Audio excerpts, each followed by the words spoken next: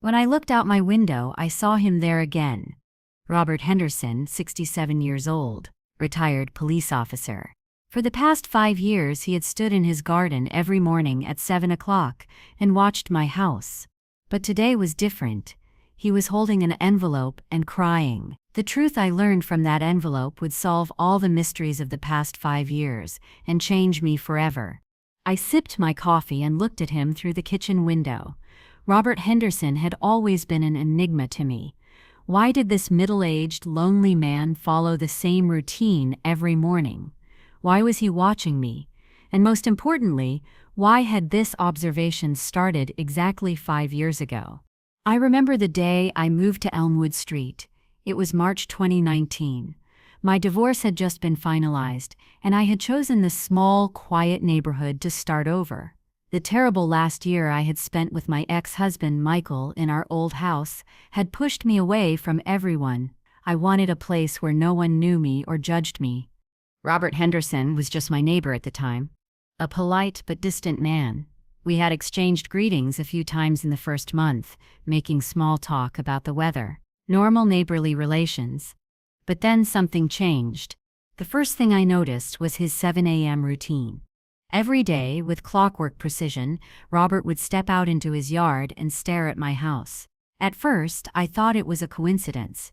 Maybe he was busy with yard work or doing his morning exercises. But as the weeks went by, the pattern became clear. That stare was always directed at my house, at my windows. I was starting to feel uncomfortable, but I didn't think it was anything serious. After all, he was a retired police officer. I figured he was just keeping an eye out for the neighborhood.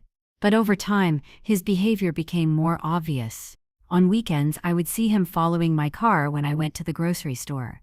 The first time, I thought it was a coincidence. The second time, I started to get suspicious.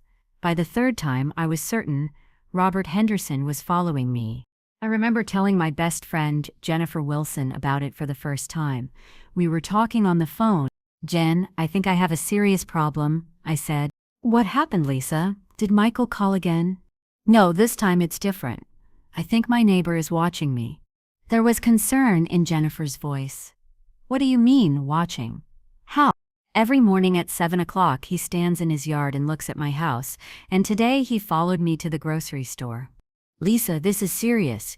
You should call the police." But calling the police wasn't easy. What would I say? My neighbor stands in his yard every morning. Was that a crime? Besides, Robert was a retired police officer. Who would believe me? I couldn't sleep that night. I peeked through the curtains of my bedroom and looked at Robert's house. The lights were on. It was 2 a.m. Why was this man up so late? The next morning, at exactly 7 a.m., he was there again. This time, I looked a little closer. Robert had a notebook in his hand and was writing something down. He was watching me and taking notes. This situation had gone beyond paranoia and turned into a real threat. That morning, before going to work, I decided I would talk to Robert Henderson. I left my house and walked toward his yard. When Robert saw me coming, he quickly closed his notebook and started walking toward his house. "Mr. Henderson," I called out. "Can I talk to you?" He stopped but didn't turn around. It was as if he was avoiding eye contact with me. "Yes, Miss Martin, how can I help you?" There was a strange tremor in his voice. It was as if seeing me upset him. "I've noticed you've been very active in your garden lately. Every morning at the same time. Is there a problem?" Robert finally turned and looked at me. What I saw in his eyes surprised me. Sadness. Deep, old sadness. "No, Miss Martin. It's just my morning routine. I'm sorry if I've been bothering you." "Mr. Henderson, I've noticed you've been following me for the past month. At the market, the library. This can't be a coincidence." The man's face had completely changed. He looked like a child who had been caught. "I'm just keeping an eye out for the safety of the neighborhood. It's an old habit from my job." It was obvious he was lying. But why? I couldn't understand what this man wanted from me. "Mr. Henderson, I respect you, but your behavior is making me uncomfortable. Please stop." After that conversation with Robert that day, things seemed to return to normal for a while, but only on the surface. Because he had started to be more careful. He hadn't stopped observing. He had just started doing it more discreetly. That same week, I was talking to the cashier at the market. She was a middle-aged, kind woman, Mrs. Patterson. "Oh, you're Robert Henderson's neighbor, aren't you?" she said. "Yes, do you know him?" "Of course, he's been coming here for years. But lately he's been acting very differently." "What do you mean, differently?" "He's always talking about a girl named Lisa. I think she's very important to him. He calls her his daughter."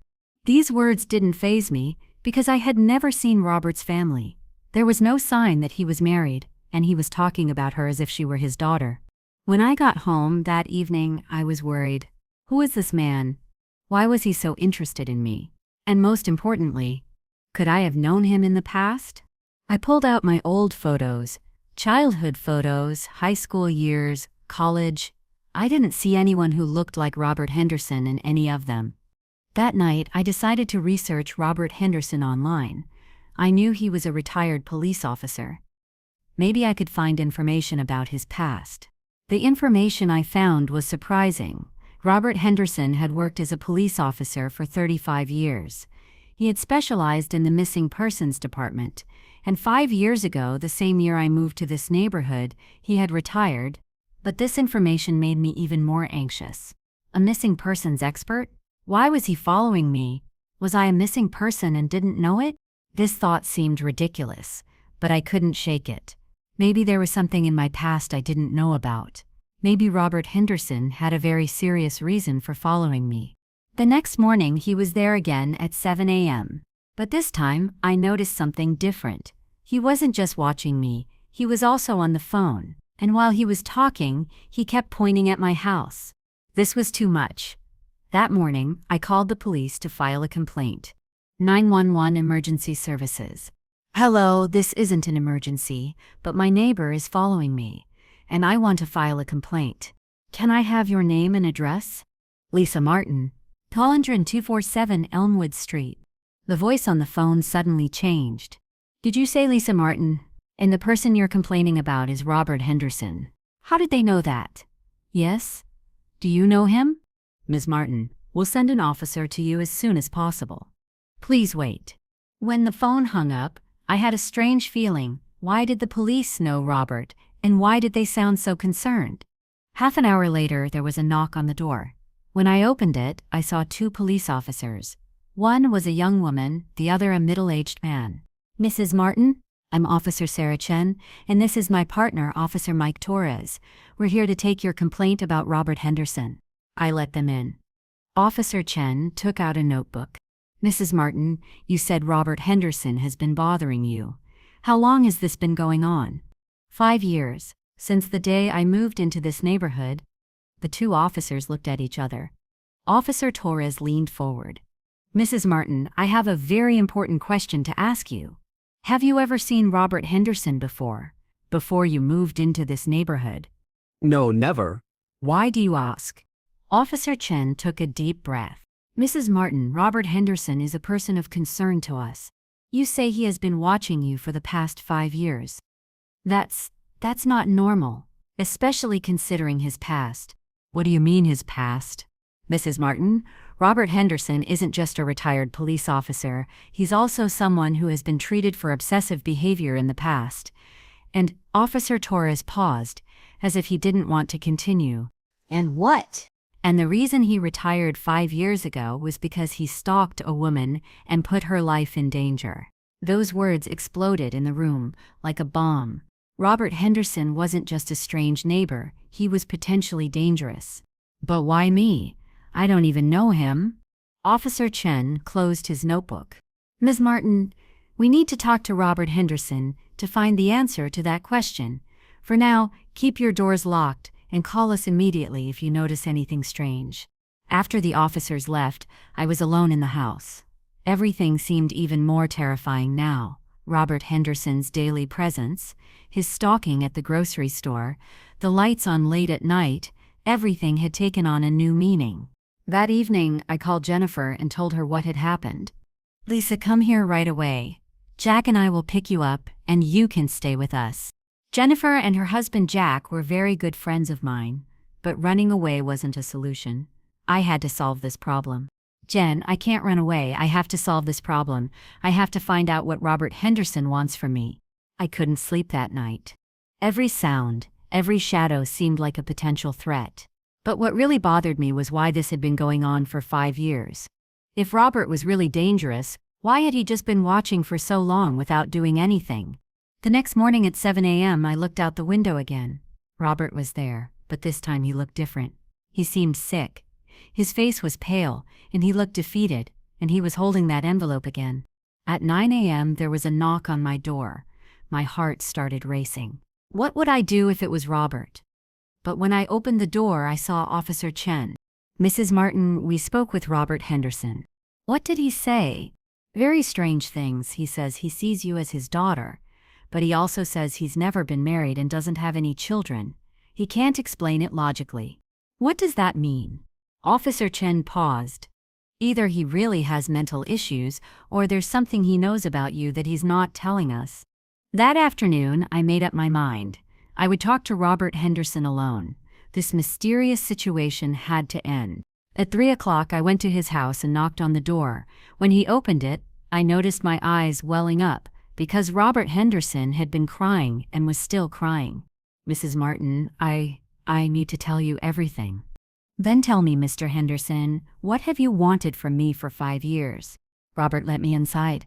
The house was clean, but filled with sadness. There were no family photos on the walls, only police commendation certificates and retirement certificates. Miss Martin, the story I'm about to tell you will change your life. But I have to tell you because I can't keep it hidden anymore. I sat down. My heart was racing. I'm listening. Robert sat across from me and took the envelope in his hands. There are photos inside this envelope, and documents. Documents about you. Documents about me? What kind of documents? Robert's hands were trembling. Miss Martin, you are a girl who went missing 25 years ago, and I've been searching for you ever since. Those words bombarded my brain. Missing?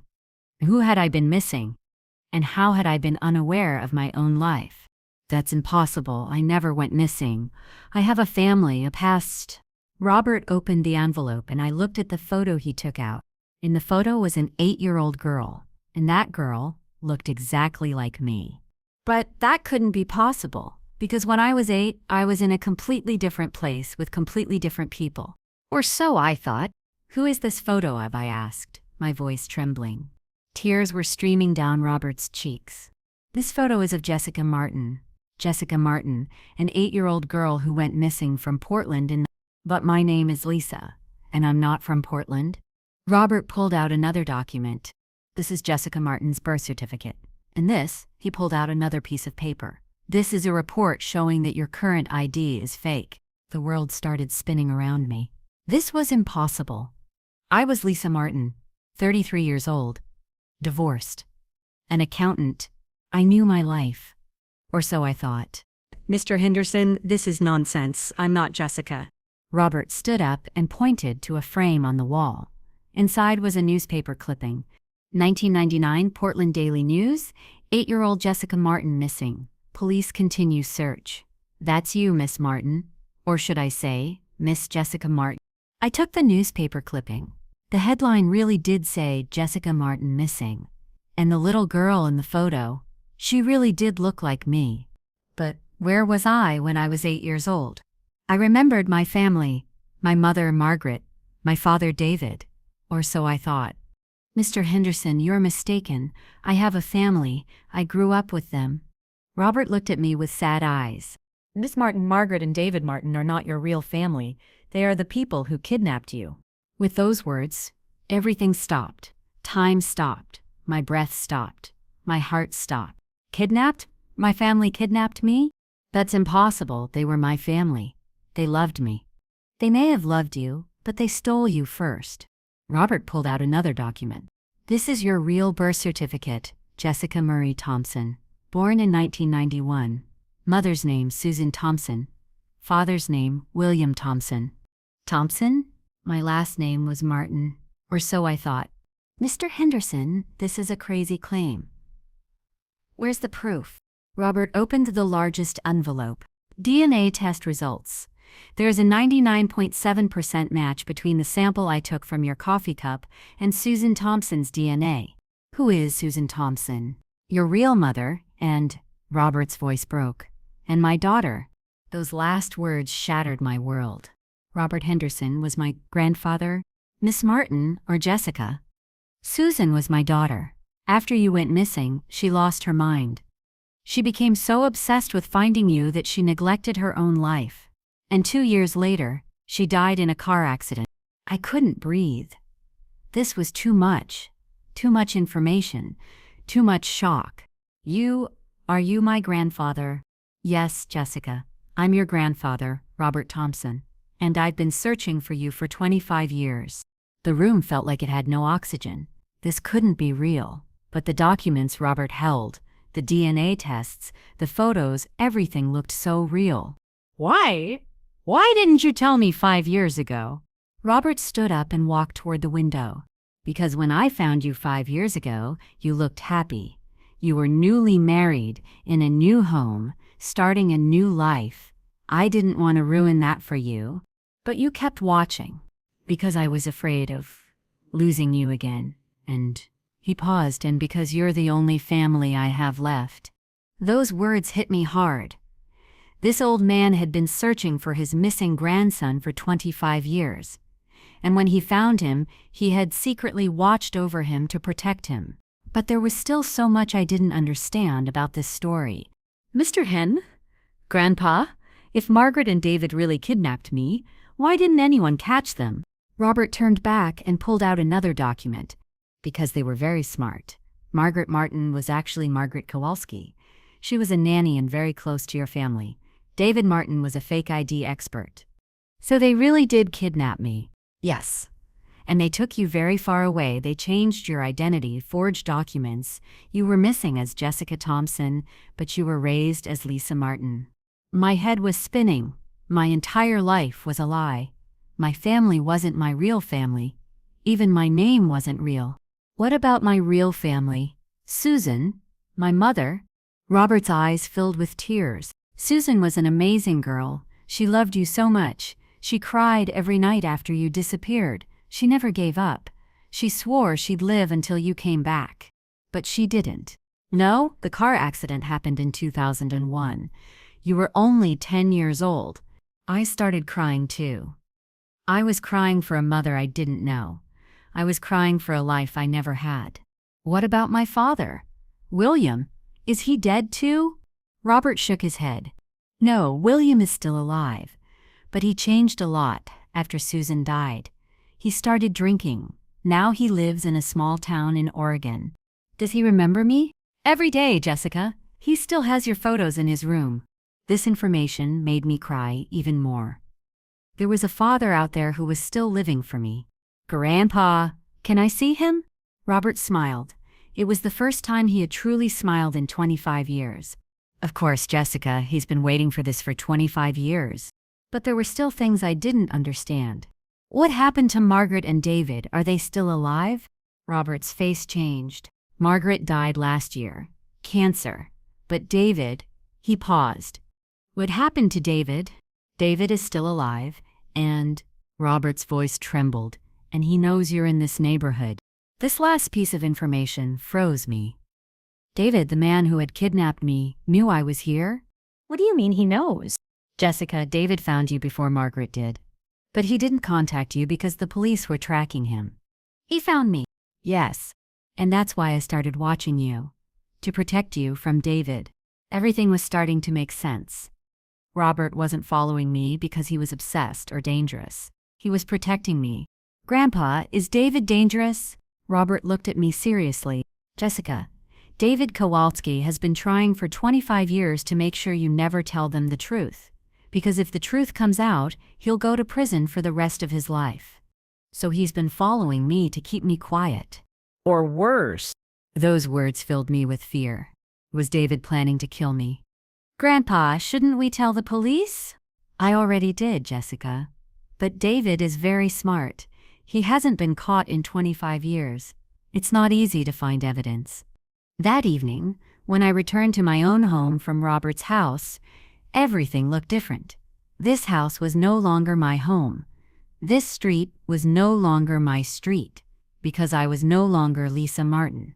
I was Jessica Thompson. But the most terrifying thing was that David had found me, and I hadn't seen him yet. That night, before going to bed, I looked out my window at Robert's house. The light was on, and I could see his silhouette, a grandfather who had been waiting for his missing granddaughter for 25 years, and now a grandfather trying to protect her. But the real question was, when would David make his move?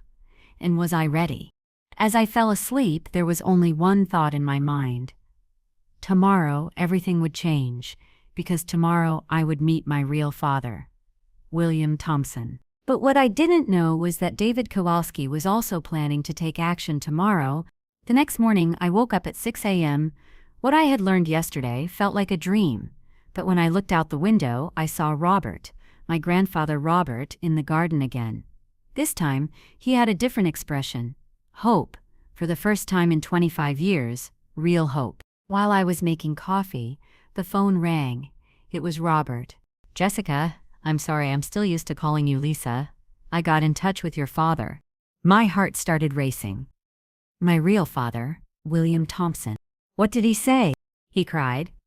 He cried for 10 minutes. Then he said, "I want to see her right away." "I want to see him too, Grandpa." But you're afraid of David." "Yes." Robert's voice was firm. "Jessica, William is coming here today. But first, we'll take security precautions. Officer Chen and Torres will be here too." At 2 o'clock, I was ready. I was about to experience one of the most important moments of my life. After 25 years, I was going to meet my real father. When I looked out the window of Robert's house, I saw a blue pickup truck. It was old, a little rusty, but clean.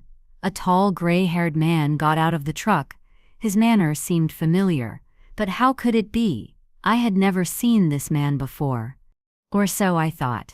William Thompson walked toward the door with heavy steps. He carried the weight of 25 years of longing. When Robert opened the door, the two men embraced. 2 generations, 2 men sharing the same pain. When the doorbell rang, my breath caught in my throat. I heard Robert's voice. "Jessica, my father is here."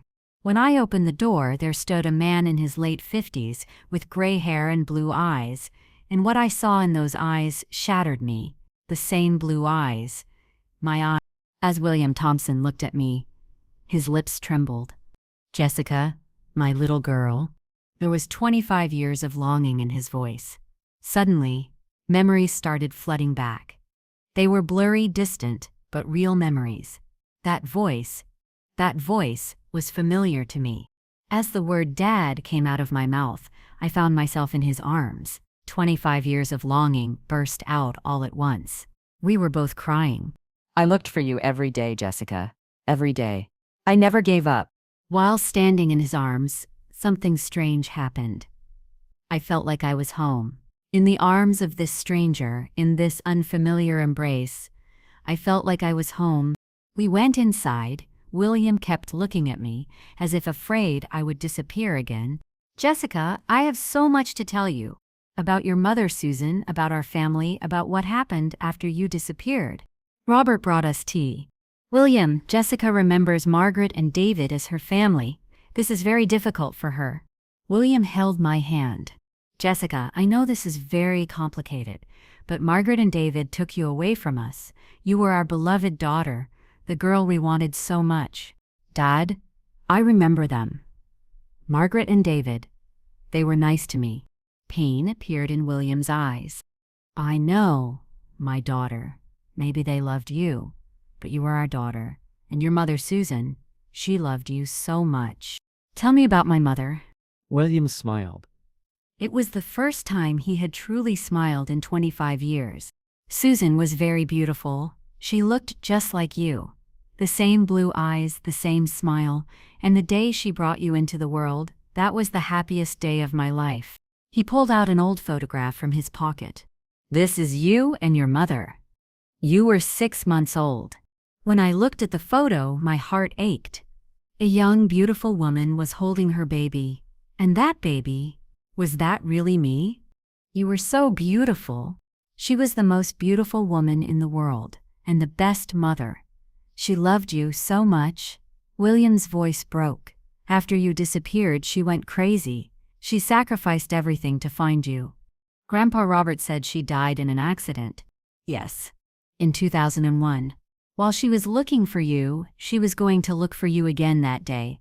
It was raining, the road was slippery, and William couldn't speak anymore. Robert continued. Jessica, your mother Susan was so focused on finding you that she neglected herself. She was very tired that day, very stressed. When the accident happened, did she die because of me? I asked, my voice trembling. William shook his head immediately. No, Jessica, never think that. She died because she loved you, and if she were here today, it would be the happiest day of her life. I started crying. I was crying for a mother I didn't know, but had lost. Dad, I have so many questions for you. But first, I have to tell you something very important. David is still alive and he knows I'm here. William's face changed. An expression of anger and fear appeared. David Kowalski? Is he still alive? Yes, and Grandpa Robert says he's been following me. William stood up and began pacing the room. That bastard, he's been free for 25 years. He took my daughter and he's been free. Robert tried to calm William down. William, the police are aware of the situation. But David is very smart. It won't be easy to find proof. Evidence? William looked at him angrily. Jessica's here, she's living proof. But Jessica remembers Margaret and David as her family. That could complicate things in court. During this argument, I noticed something strange. William's way of speaking, his hand gestures, they seemed familiar to me, like a distant memory. Dad, I said quietly, did you ever sing me a lullaby? William stopped and turned to me. Yes, Jessica, every night. I sang Twinkle, Twinkle, Little Star. Those words triggered something in my mind. Suddenly, an old memory came flooding back. A dark room, a soft voice, a safe embrace. Twinkle, twinkle, little star. How I wonder what you are. William's voice was trembling, but he was singing. And I remembered that song. Not just the song, but that voice, that embrace, that feeling of safety. Please continue, I said, crying. Up above the world, so high like a diamond in the sky, memories flooded back. A small bed, a soft blanket, loving hands. Twinkle, twinkle, little star. How I wonder what you are. When the song ended, we were both crying. I remember, Dad.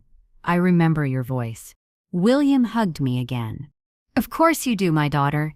You're my daughter. We're related by blood. At that moment, there was a knock at the door. We all jumped. Robert looked at the door. Who could it be? When he opened the door, we saw Officer Chen and Torres. But there was concern on their faces. Mr. Thompson, Ms. Martin, we need to talk to you urgently. What's happened? Asked Robert. Officer Chen looked serious. We've lost David Kowalski. We lost track of him last night, and this morning, security cameras were found at his house. Security cameras? Yes. They record everything that happens in this neighborhood. Every movement, every visit to your house. That meant David knew everything. That William had come, that we had met, that the police were here. Where is he now? William asked. We don't know, but we think he could be dangerous. Robert stood up. We have to get Jessica out of here. No, I said firmly. I'm not running away. For 25 years I didn't know the truth. Now that I know the truth, I'm going to face him. William looked worried. Jessica, it's very dangerous. You don't know what David will do. Dad, I'm not that little girl anymore. I'm 33 years old, and I'm not going to live my life in fear of David. Officer Torres stepped forward. Miss Martin, or Thompson, if you want to stay here, we need to take security measures. What kind of measures? We'll keep an eye on your house. And if David shows up, we'll intervene immediately. When I returned home that evening, everything felt different. This house wasn't my home anymore because I wasn't Lisa Martin anymore. I was Jessica Thompson, and my father was William Thompson. But most importantly, I wasn't afraid anymore, because after 25 years I had learned the truth, and that truth had empowered me. At 10 o'clock, the phone rang. I didn't recognize the number. Hello? Jessica? The voice was familiar, but who was it? Who is this? It's David, Jessica. David Kowalski. Or for you, Dad, David. My blood ran cold. David, the man who had kidnapped me? What do you want? I want to talk to you, Jessica, face to face. I'll call the police. David laughed. The police are looking for me right now, but they won't find me, because I've been hiding for 25 years. Why are you calling? Because I want to tell you the truth, Jessica. The truth you don't know. What truth?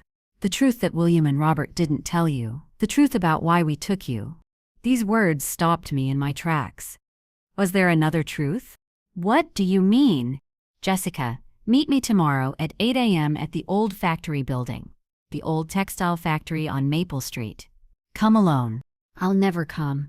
You will come, Jessica, because you're curious, and because the truth I'm going to tell you will completely change what William and Robert told you. What truth? You'll find out tomorrow. But know this, Jessica, we loved you, and what we did for you may have saved your life. The phone went dead. David's words kept spinning in my head. Was there another truth? Had William and Robert lied to me? I immediately called Robert. Grandpa, David called. What did he say? He wants to meet tomorrow, and he claims there are truths you didn't tell me. There was panic in Robert's voice. Jessica, don't believe David. He's a manipulative man. He's trying to trick you. But what if there are things I don't know? Jessica, there's nothing you don't know. David is trying to trap you. But the sincerity in David's voice had affected me. What if there really were things I didn't know? I couldn't sleep that night. I kept thinking. I had lived with Margaret and David for 25 years. They had been good to me. They had shown me love. Why would they do something like this? And William and Susan, did I really remember them, or was I just wanting to remember them? At 7 a.m., I made up my mind. I would meet David, but I would take precautions. I called Robert. Grandpa, I'm going to meet David. Jessica, no. This is too dangerous. I won't go alone. You and the police will follow from a distance. But I need to get these questions out of my head. When I called Officer Chen, he also objected. Miss Thompson, this is very risky. We don't know what David is planning to do. Officer Chen, I'll wear a microphone. You'll be nearby. But this mystery has to end. We prepared hours in advance. I wore a hidden microphone. Officer Chen and Torres positioned themselves near the factory. Robert was watching from a distance. At 7:45 a.m., I arrived at the old textile factory. The building was old and abandoned, but David's car was there. When I entered the factory, I saw him, David Kowalski, for the first time in 25 years. He was a man in his 60s of average height, with gray hair. His face was familiar. I recognized that face, but how did I remember it? Jessica, he said in a soft voice. Thank you for coming. Speak, David. What were you going to say? David took a deep breath. Jessica, William and Robert told you the truth, but they didn't tell you everything. What do you mean? We really did take you. That's true, but don't you know why we took you? Because you wanted me. David shook his head. No, Jessica, we took you to save you. Save me from what? David pulled an old file from his pocket. This file is from Social Services. It's from 1999. It's about Susan and William Thompson. He opened the file. Jessica, William was an alcoholic. And Susan was addicted to drugs. You were both living in terrible conditions. Those words hit me like a ton of bricks. That's a lie. My dad wasn't like that. Not anymore, Jessica. 25 years have passed. People change. But back then, read these reports. I took the papers from the file. They were indeed stamped by Social Services, and what was written was horrifying. 8-year-old Jessica Thompson is being neglected and abused by her parents. The home is dirty and unsafe. The mother is unable to care for the child due to drug use. The father frequently behaves violently due to alcohol use. This can't be.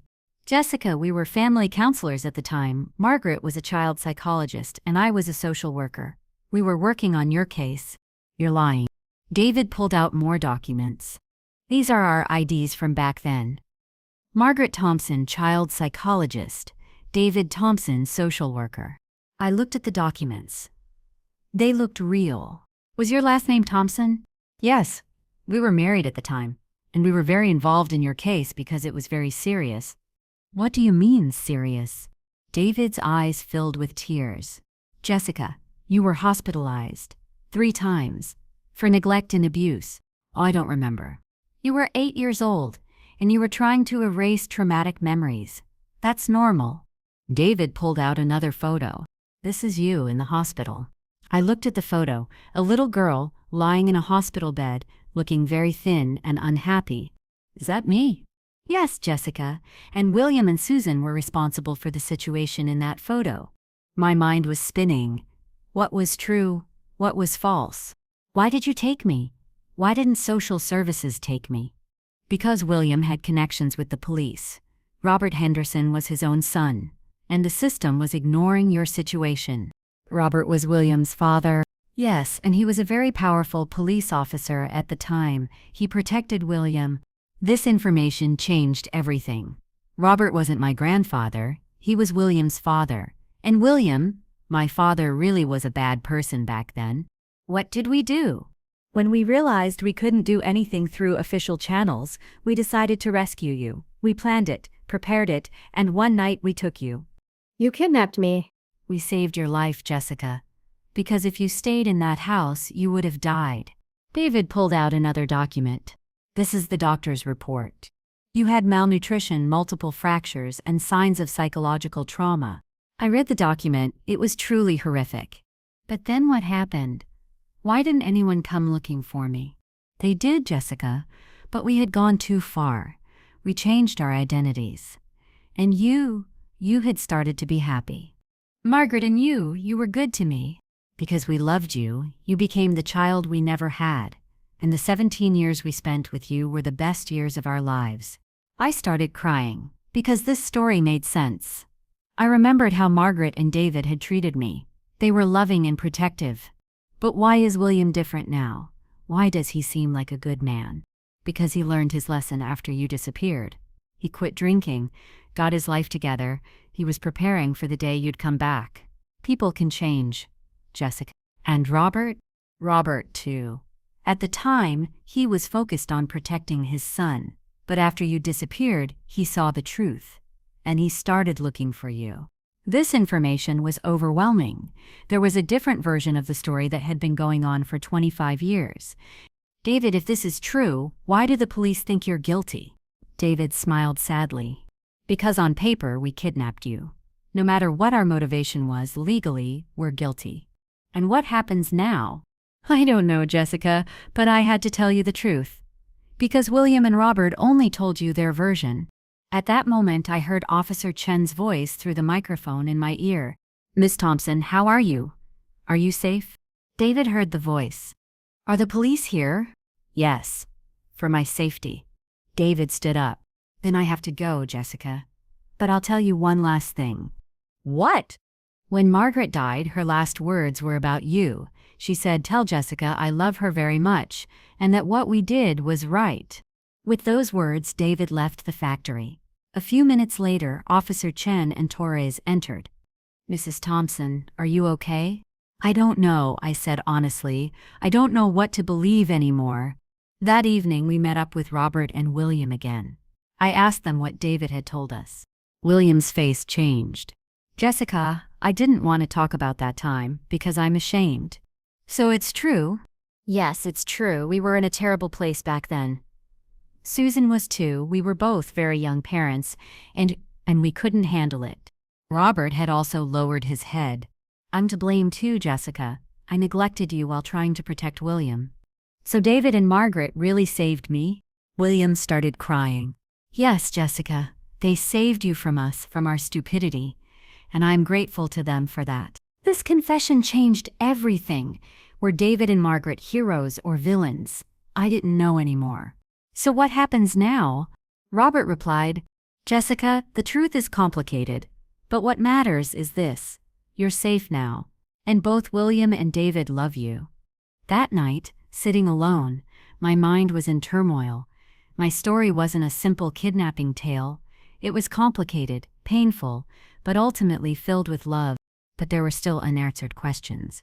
Why had David shown up 5 years ago? Why had he decided to speak now? And most importantly, who was I? Was I Lisa Martin, Jessica Thompson, or someone else? Tomorrow, I would try to find answers to these questions. But what I didn't know was that the biggest surprise was yet to come. The next morning at 6 a.m., the phone rang. It was Jennifer. "Lisa, where are you? I tried calling you last night, but your phone was off. I was so worried." Jennifer, my best friend. But how could I tell her? I wasn't Lisa anymore. I was Jessica. "Jen, I have so much to tell you, but not over the phone. Can you come over?" "Of course, I'll be right there." "Did something happen?" "Everything happened, Jen, everything." Half an hour later, Jennifer was at my door. When I saw her, I realized how much I had missed her. She was the only normal thing in this complicated story. "Lisa, you look so different. What happened?" "Jen, please sit down. The story I'm about to tell you is very shocking." I told Jennifer everything about Robert watching me for 5 years, about how I was actually Jessica Thompson, about David and Margaret kidnapping me, about William and Susan, everything. Jennifer was shocked at first, then couldn't believe it, then got scared. Lisa, Jessica, this can't be real. You're my best friend. I've known you for 15 years. "I know, Jen, I'm shocked too, but DNA tests don't lie." Jennifer stood up and started pacing around the room. "But that means your entire past, your family, it's all a lie?" "No, Jen, Margaret and David truly loved me. That part isn't a lie. It's just complicated." Jennifer stopped and looked at me. "So how do you feel? Do you know who you are?" That question stopped me in my tracks. Did I really know who I was? "I don't know, Jen. Sometimes I feel like Jessica, sometimes like Lisa. It's like there are two different people's memories in my head." "And David? Is he dangerous?" "I don't think so. I talked to him yesterday. He told a very different story." Jennifer looked worried. "Lisa, Jessica, this is very dangerous. Who knows what else these men are hiding?" Just then, the doorbell rang. We both jumped. "Who could that be?" Jennifer asked. I looked at the door. There was a young woman standing outside. I didn't recognize her. "Who is it?" Jennifer asked. When I opened the door, the young woman looked at me and her eyes filled with tears. "Jessica? Are you Jessica Martin?" "Thompson," I corrected her. "Jessica Thompson. Who are you?" The woman started crying. I'm Emily Thompson. I'm your sister." The world spun around me. "Sister? That's impossible. I don't have a sister." Emily took photos out of her bag. "Jessica, I'm William's daughter. I'm your little sister. I was born after you went missing." I looked at the photos. A little girl with William, and that little girl, she looked like me. You're William's daughter?" "Yes, and you're the sister I've been searching for 25 years. Jennifer came up behind me. "Lisa? Jessica? Who's this?" "My sister," I said, stunned. "My sister Emily." Emily walked in. "Jessica, my father told me everything. How I was born after you disappeared. How I lived under your name." "What do you mean you lived under my name?" Emily sat down. "Jessica, when my father and Grandpa Robert couldn't find you, they went crazy, and when I was born, my father put me in your place." "I don't understand." "My real name is Jessica Emily Thompson, but everyone calls me Emily because you're Jessica." This information was overwhelming. William had raised another girl in my place. "Emily, how old are you?" 24. "I was born a year after you went missing." "And my father, William, did he tell you my story?" Emily shook her head. "Every day, Jessica, about what kind of girl you were, how you went missing, how we searched for you. I grew up living your life." Jennifer was confused. "This is so strange, so William put you in Jessica's place." "Yes," said Emily, "and it was very difficult, because I could never be enough. I always lived in Jessica's shadow." Hearing this hurt me deeply. "Emily, it's not your fault." "I know, but it's still hard. Now you're back, and what am I now?" This question is very deep. Who was Emily now? Was she William's real daughter, or was she still taking my place? Emily, you are William's daughter. That will never change. Just because I'm back doesn't mean you're not important. Emily cried.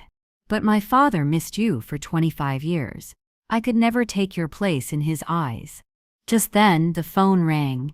It was William. Jessica, did Emily find you? Yes, she's here. Why didn't you tell me about her? William sounded tired. Because it's complicated, Jessica. Emily grew up in your shadow. It's been very difficult for her. My father, William, how are you treating Emily? I love her. But she's not you, Jessica. She could never be you. Emily had heard those words too. Seeing the pain on her face broke my heart. William, Emily wants to talk to you. I handed the phone to Emily. Hello, Dad. Yes, I met Jessica. No, I didn't say anything bad to her. Yes, I'll come home. When she hung up, Emily looked very sad. See, now that you're back, I don't matter anymore. Emily, that's not true. You're his daughter too. But you're his real daughter, Jessica. I'm just a substitute. Jennifer interrupted. That's not fair.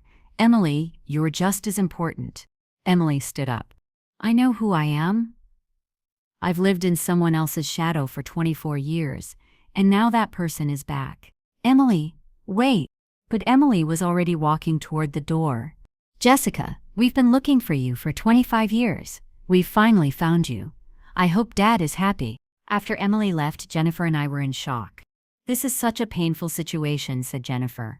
That girl has suffered so much because of you. Jen, it's not my fault. I was kidnapped. I know, but the result is the same. That girl never got to live her real life. This situation really upset me. Emily's pain was real, and I was the reason for it, indirectly at least.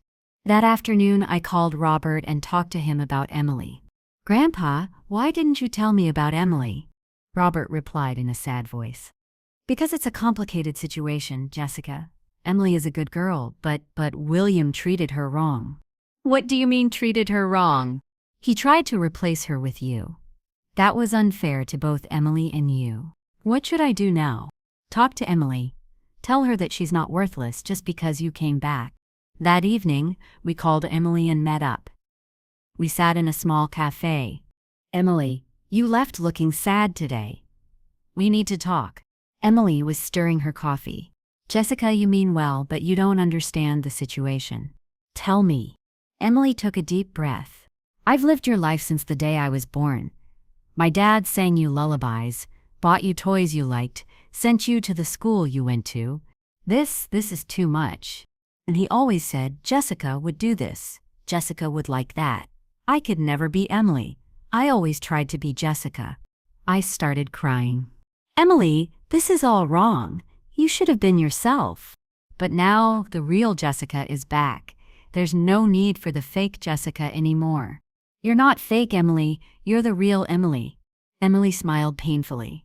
Who is Emily? I don't know. Because for 24 years, I've been trying to be Jessica. This conversation had a profound effect on me. Emily's pain felt very real. Emily, let's talk to our father together. This situation needs to change. Our father? He's your father, Jessica. I'm just the backup. No, Emily, he's our father, and I want to share him with you. Emily was stunned. Really? Of course. I couldn't spend 25 years with him, but you did. You're his daughter too. That night, I called William and had a tough conversation. William, I talked to Emily. What you did to her is wrong.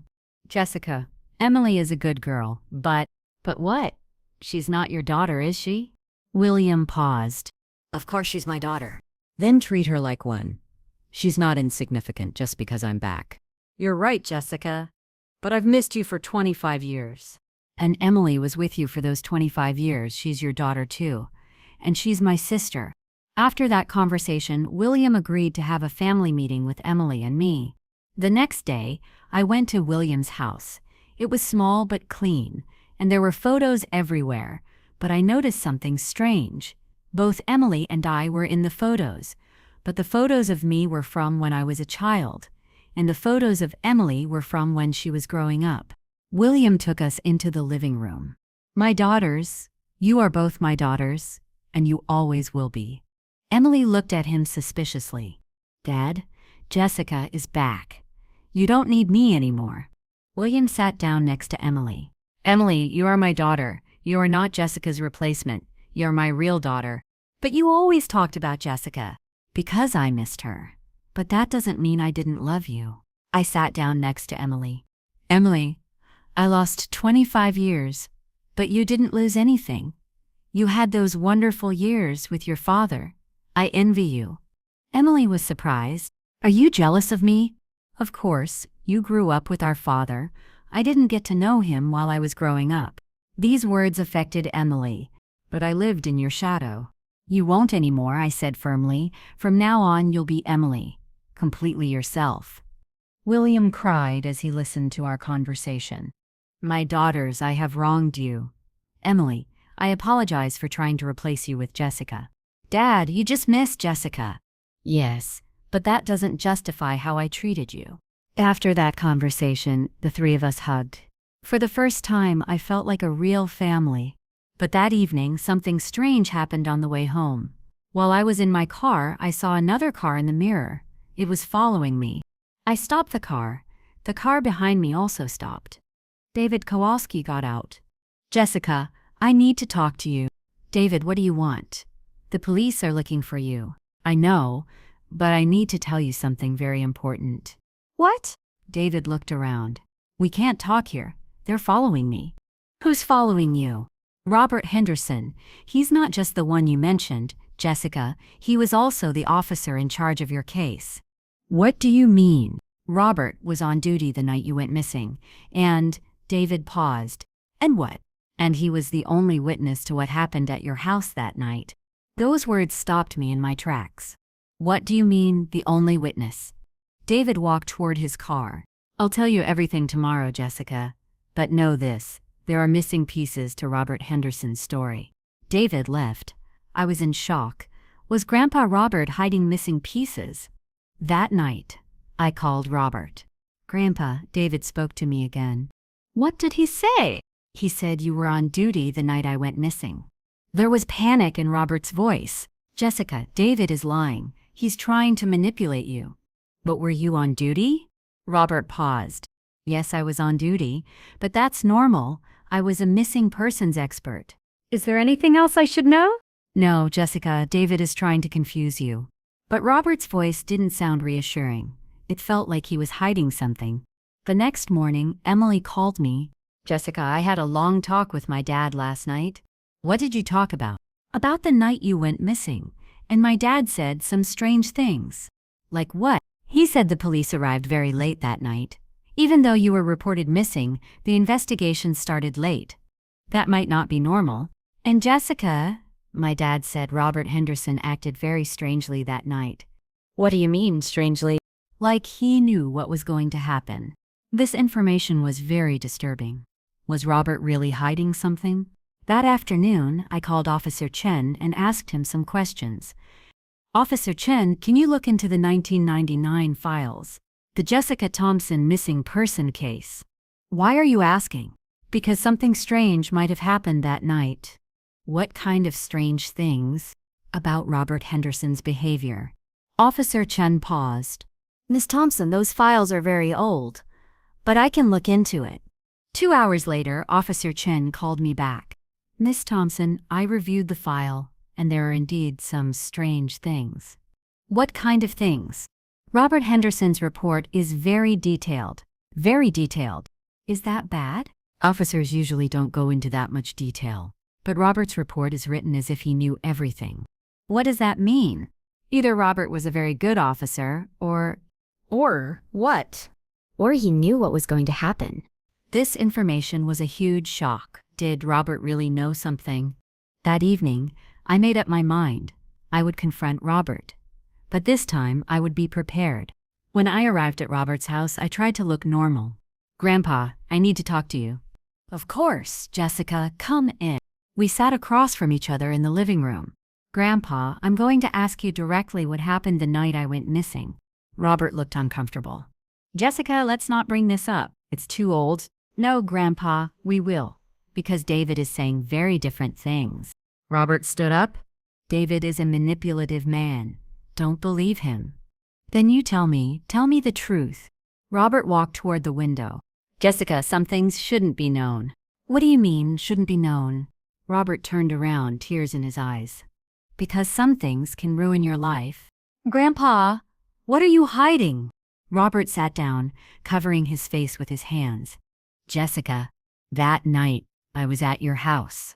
What do you mean you were at my house? I went to check on William, because there were complaints from the neighbors. What kind of complaints? Robert's voice trembled. Child abuse complaints. Those words exploded in the room like a bomb. Abuse? Yes, Jessica. William was treating you badly. And as an officer, I had to intervene. But William is your son. Yes. And that's why I had to make the hardest decision. What decision? Tears streamed down Robert's cheeks. To take you into protective custody, but you were missing that night. How did I go missing? I don't know, Jessica. When I got home, you weren't there, and neither were David and Margaret. This information changed everything. So you went to get me that night? Yes. To save you.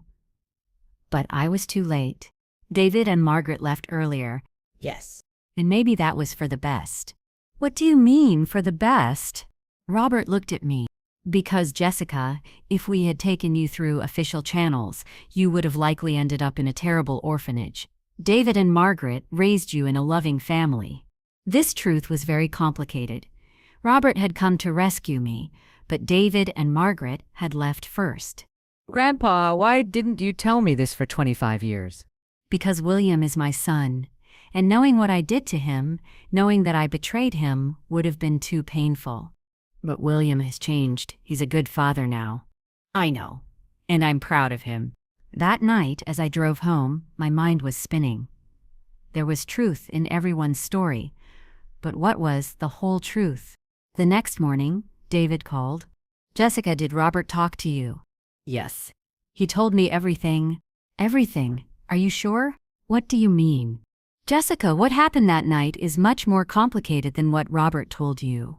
What do you mean? Let's meet one last time tomorrow, and I'll tell you the whole truth. David, I'm tired. Every day I learn new truths. This will be the last time, Jessica, but you need to know the truth. Why? Because this truth isn't about who you are, it's about your future. Those words stopped me in my tracks. Was it about my future? What do you mean? You'll find out tomorrow, Jessica. But know this 25-year-old story isn't over yet. David's final words scared me. What else would I learn? And most importantly, where would this story end? I spent the night thinking before accepting David's final invitation to meet. How many different versions of this 25-year-old story existed, and which one was true? The next morning, I called Emily. Emily, David wants to meet one last time. Will you come with me? Jessica, isn't that dangerous? I don't know, but I want to know the end of this story. And I'm not alone anymore. I have a brother. There was a smile in Emily's voice. Of course I'll come. After all, we're family. In the afternoon, Emily and I went to the place David had chosen. This time it was a small park in the city center, an open area, safe. David was surprised to see us. Jessica, did you bring Emily too? She's my sister. This story concerns her too. David sat down, looking very tired. All right, maybe this is the right thing to do, because the story I'm about to tell you is full of family secrets. Go on, David. David took a deep breath. Jessica, everything you've been told so far is true, but it's incomplete. What's missing? The most important part, your true identity. Emily and I looked at each other. What do you mean, my true identity? I'm Jessica Thompson, aren't I? David shook his head. You are Jessica Thompson. But you're not just Jessica Thompson.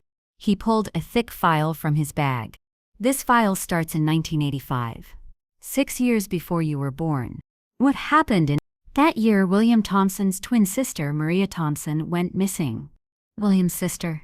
Yes, and Maria never actually went missing. David opened the file.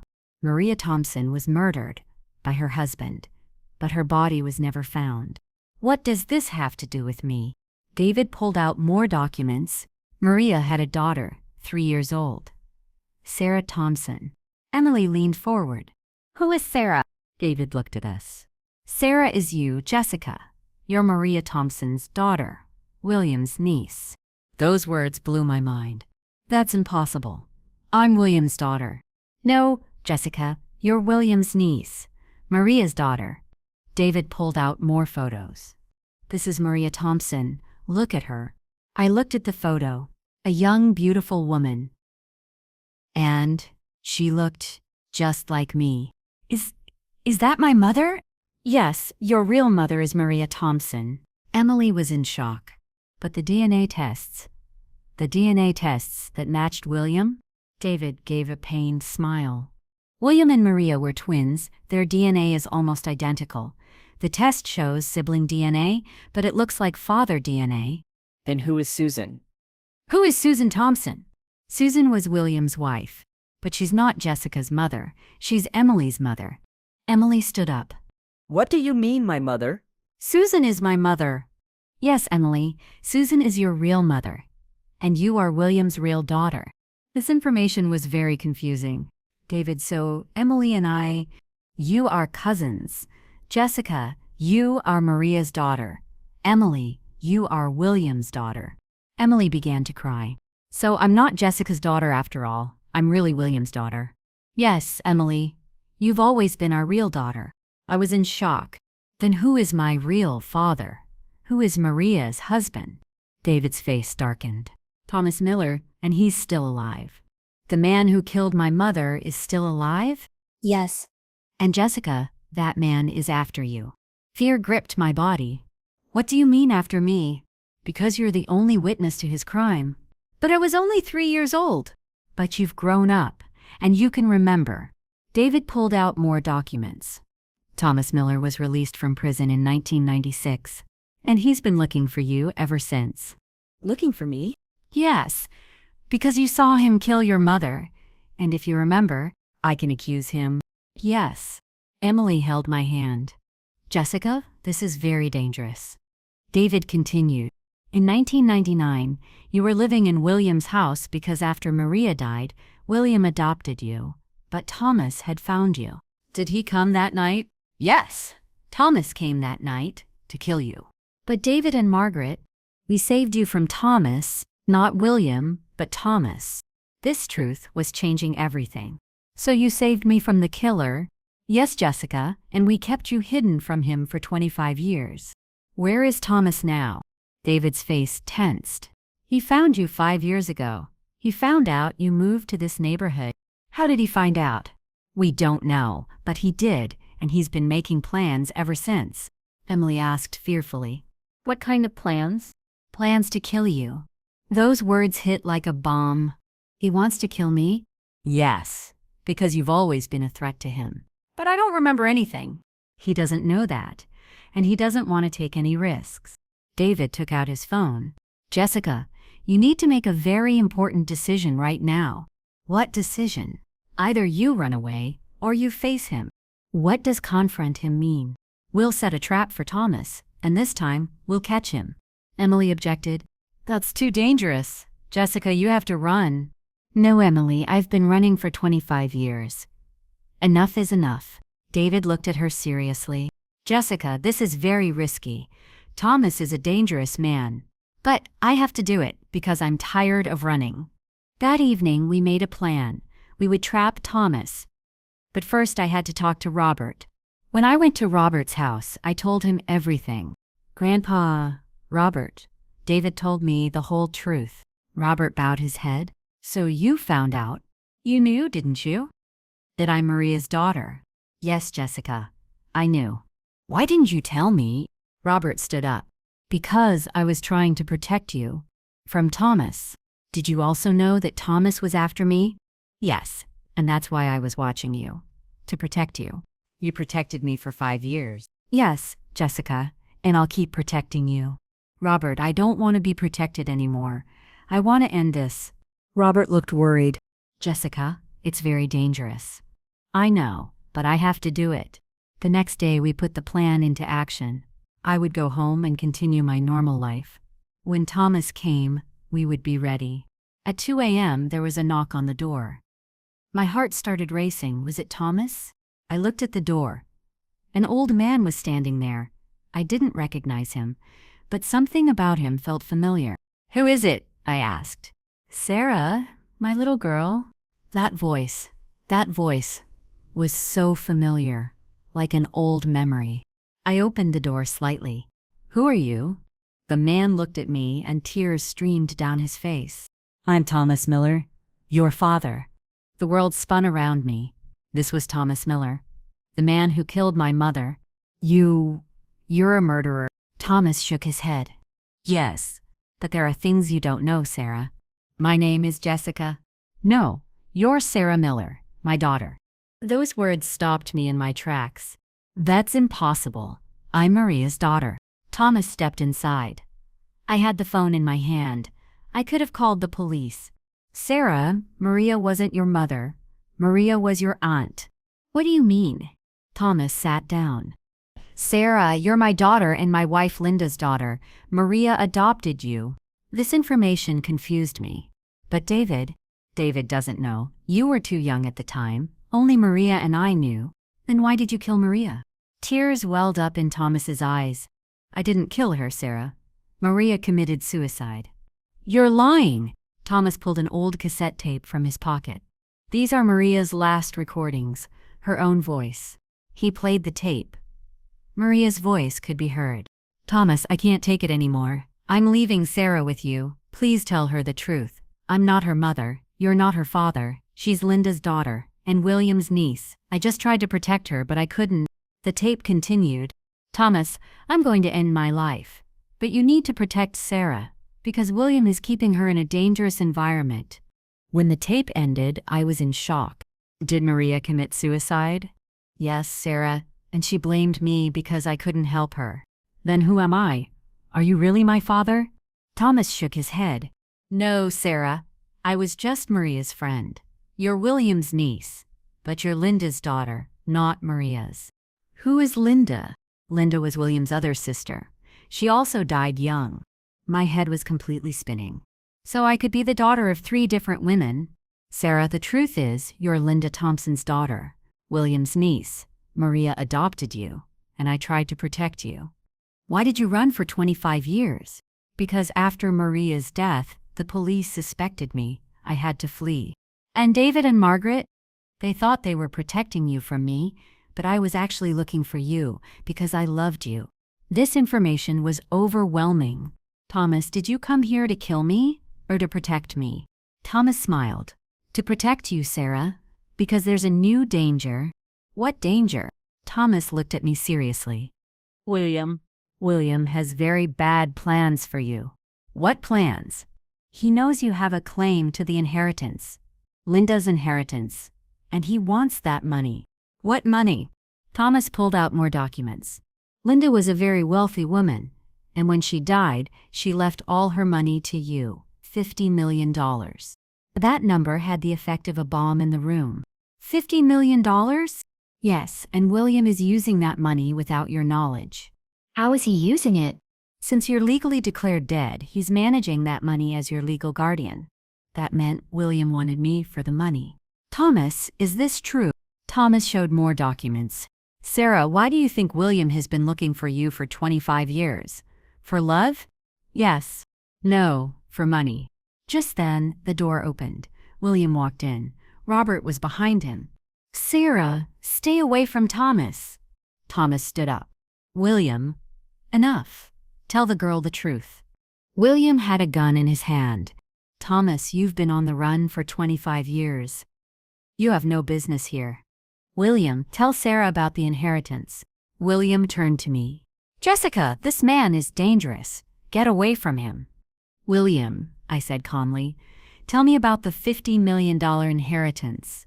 William's face changed. How do you know?" "Thomas told me. Is it true?" William lowered the gun. "Jessica." "Yes, it's true." "Did you use that money for 25 years?" I used it to look for you." "You're lying," Thomas said. "You used that money for your own business." Robert interrupted. Jessica, Thomas is telling the truth. William wanted you for your money. This confession devastated me. So none of you really loved me. Emily walked in just then. Jessica, what's going on? Emily, it's all a lie. William wanted me for my money. Emily was in shock. Dad, is this true? William lowered his head. Emily, I'm in a very complicated situation. I'm asking if it's true. Yes, William said, ashamed. For money. Emily started crying. So I'm not really your daughter? Thomas turned to Emily. No, Emily, you are William's real daughter. He truly loves you. But did he want Jessica for money? Yes. Emily turned to me. Jessica, I'm so sorry. Emily, it's not your fault. At that moment, the police entered. Officer Chen was in the lead. Hands up. Thomas raised his hands. Officer, I'm not the criminal. William Thompson is the real criminal. Officer Chen turned to William. Mr. Thompson, we have questions about the murder of Maria Thompson. Maria committed suicide, said William. But we have questions about inheritance fraud. This time, William couldn't escape. Hours later, the truth came out at the police station. William had been using my money for 25 years.